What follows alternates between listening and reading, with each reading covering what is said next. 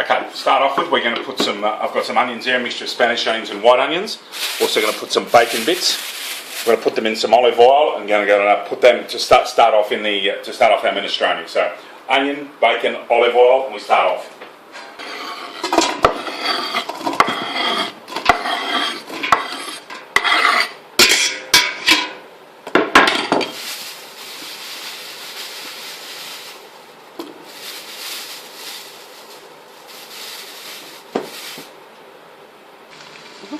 Okay, just a tip, I like to use the plastic spoon with this one in this particular dish. It's a terrific spatula, makes a big difference rather than a metal spoon in this one. So use a plastic spoon. As you can see, that's sauteing now. We'll get that to be nice and flavoursome and then add our veggies. Sauteed off the onions and bacon. You can see all the vegetables we've got prepared here. We've got celery, zucchini, carrot, squash, tomatoes and beans. So we're going to add those now, just all in together.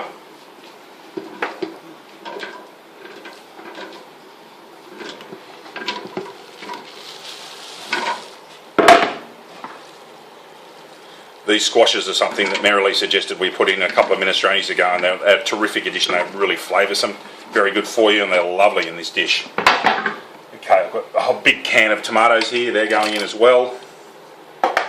And a lot of people drain away the fluid in their beans. I don't. I reckon it gives it an extra bit of flavour. Okay, so you can see that all of the vegetables are now in.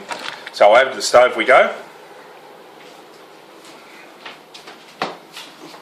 Now I'll note that our kettle over here is already boiled, that's ready to go. As soon as this food's ready to, we've sauteed it off a bit further, I'll put the water in and start to get the soup going. So into our vegetables. I said that one of the most important parts of preparation is having your boiling water nice and ready to go. It makes things a lot quicker. Okay, so in our dish we're going to add in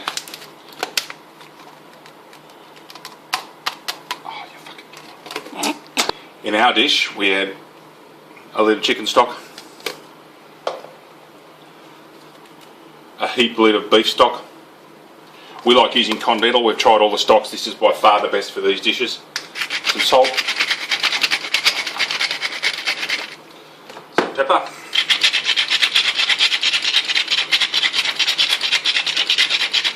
tend to put more pepper in than salt because there's enough salt in the stock.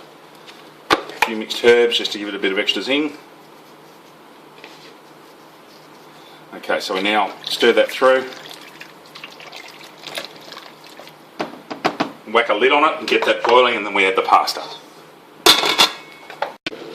Okay, now you can see that our minestrone mixture is boiling. I've also added some frozen beans to that mix. Okay, you can see that's well and truly boiling now.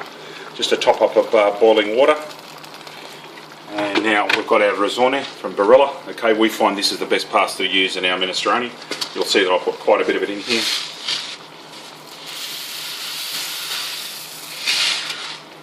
Okay, now that's going to thicken up. Now we've got that's going to boil there. I'll turn that down to simmer in a moment, and that will cook for about an hour and a quarter to an hour and a half.